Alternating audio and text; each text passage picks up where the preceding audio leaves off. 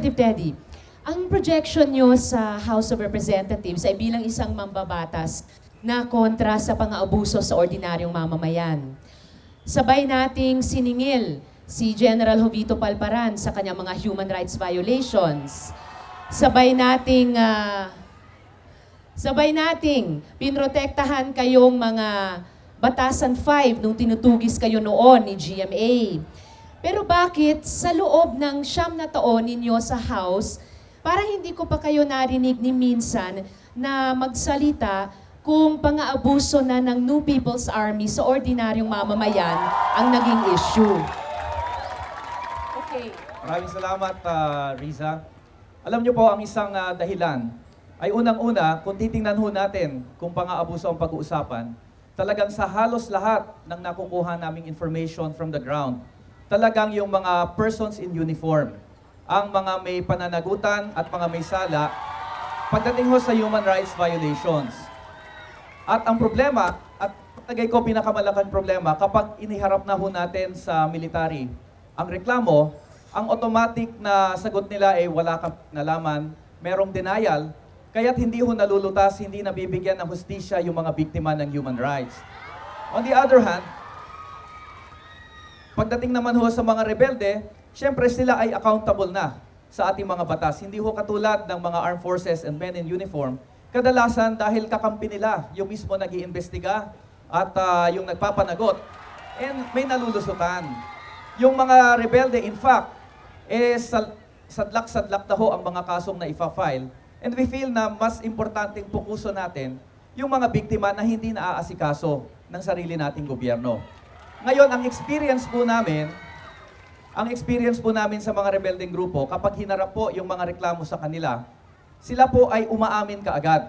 No, at once silang umamin, ginagawan din nila ng mga paraan para mabigyan ng hustisya yung mga biktima. Kaya hindi ho nagiging malaking usapin, hindi ho nagdadrag ang mga usapin pagdating ng kanilang mga alleged atrocities o ano paman. No, in any case, whether it is uniform personnel o yung mga members ng New People's Army, sila po ay accountable, no, sa mga international humanitarian conventions natin at pati sa mga human rights conventions, and we hold them to account based on their own systems kung paano po nila babaguhin ang kanilang sarili at itatama yung pagkakamali kung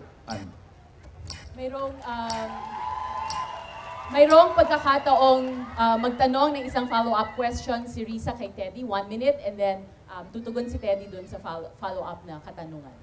Masaya ako dun sa sinabi niyong parehong accountable ang state agents at saka yung non-state actors. Yun sana yung gusto kong marinig sa inyo kahit nung may napatay na mga sibilyan at bata sa Pakibato, nung nagpasabog ang NPA ng Granada nung Setyembre, o kahit sa mga issue ng eleksyon, permit to campaign at permit to win.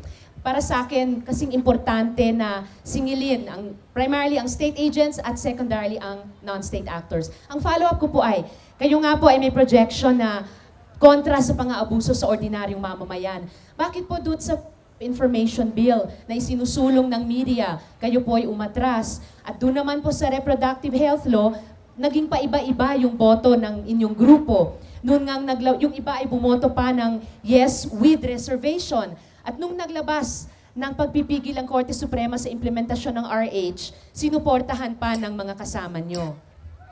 Maraming salamat ulit.